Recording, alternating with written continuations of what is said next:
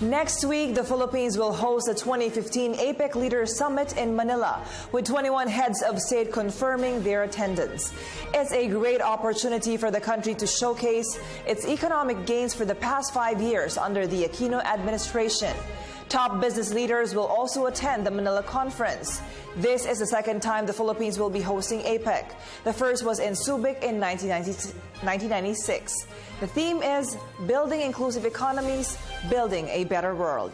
Joining us tonight here at NewsLife is Mr. Sergio Ortiz-Luis, the Chairman Emeritus of the Philippine Chamber of Commerce. Good evening, sir, and welcome to NewsLife. Good evening. Sir, with all the buzz about APEC going around, what is the impact of the Philippines hosting of APEC to the Filipinos? Well, you have to put it in proper perspective, no? I think APEC constitutes about 2 billion people, no? About 47% of the total world population.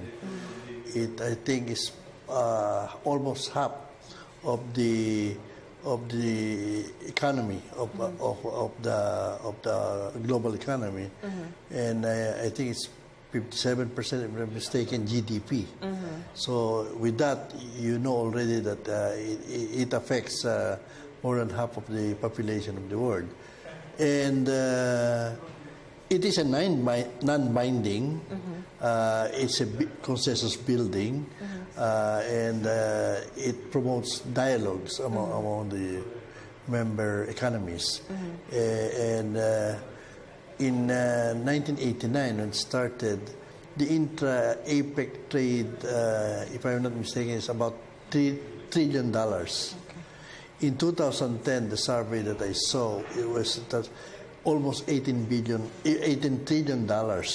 interest. So the influence of the APEC aggregation is quite sizable and big. Sir, for the business sector, what are the specific topics do you look forward in discussing with other member economies? Well, at the end of the day, the business sector will be interested really on the trade aspect and the tourism aspect. So anything that will facilitate trade and will bring down barriers, trade barriers, is of course the interest of the business sector. No? You know that the APEC is basically government. No? These are heads of states and ministerial meetings. We have a counterpart, which is the Advisory Council. This is the business. Like any time that the APEC meets, the Business Council also meets. This time around, from the 16, 17, and 18, the Business Advisory Council is also meeting with the CEOs of the country, and it is simultaneous, and it will be hosting a lot of the heads of states as speakers, and there will be a lot of activities with the heads of states of the different economies. Sir, there are 21 countries participating. Are there specific countries or nations that we should focus on in terms of expanding the trade relationship of the Philippines? Well, of course, you always look at the developed economies, no? The major ones, U.S., of course, Japan, China. These are the big players now. So and it's a good thing that they are all coming. They are all coming, and they are first because some of them are meeting for the first time because of their problems. So we expect that we will be focusing on some countries where we would like to develop trades. The business sector, for instance, the Philippine Chamber of Commerce will be hosting a lot of meetings with some of the heads of states, Colombia, Peru, Chile, Mexico. We have schedules, and our plate is full during this meeting, aside from the fact that we will be all in the CEO forum. On the side, there are other activities, even SMEs will have their activities, and we'll have speakers and B2B and government to business meetings that will go on simultaneously. Sir, earlier you mentioned about SMEs. How big is the contribution of the SMEs in contributing to the economy of the Philippines and in the global market in general? Well, you have to remember that in the Philippines, the micro, small, and medium is about 99.6% of the total enterprises. And it contributes, unfortunately, only a little more than 30% of our GDP, while the less than 1% accounts for the rest of the GDP.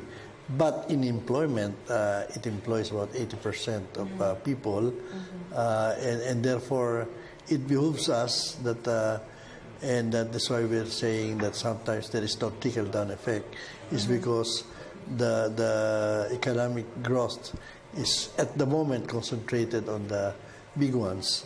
It's not trickling down to the SMEs, and we will only be able to, I think, graduate to a developed economy if the SMEs will graduate from being small to big ones. Sir, what is your assessment of the Philippines as a exporter of human capital in terms of human force? How big is our contribution in the global market, and should we still continue to expand this? Well, we're one of the biggest contributor in terms of our professionals and OFWs. No?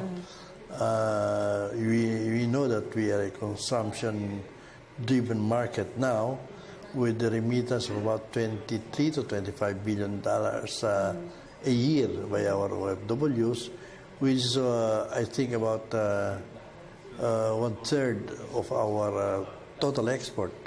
So, and that is something that is exclusive to us. No? In times that there are problems in export, in market, we never lose our dollar income from our OFWs. No? So that is something that we have that the other ASEAN do not have. No? That's one of our strengths. Although we have some weaknesses, but at least we have this specific advantage. Another side of the story is that some of our businessmen are reacting a bit negatively about the declaration of a 4-day holiday for some sectors. How does this really affect the business sector, and do you think that the gains outweigh the costs for hosting the APEC summit? Well, everybody would like to host APEC for obvious reasons. No? You spend, there are inconveniences, but the returns can be great. No? If there are no accidents, imagine all these people coming here, seeing the country, seeing our tourist spots, seeing our what investment opportunities there are, and belying what is negative in our international media about us, that there are problems here that are exaggerated many times because our media is English and everybody understands it, and with the internet, I think it's so fast that many times the negative side is the one that is pictured to the outside world. But with APEC here, I think first-hand experience of all these people will really bring the benefit in terms of tourism, in terms of foreign direct investment. Finally, sir, what is the pitch of the private sector to all 21 member economies, or 20 for that matter, excluding the Philippines, so that as a country we will be more recognized as an economy?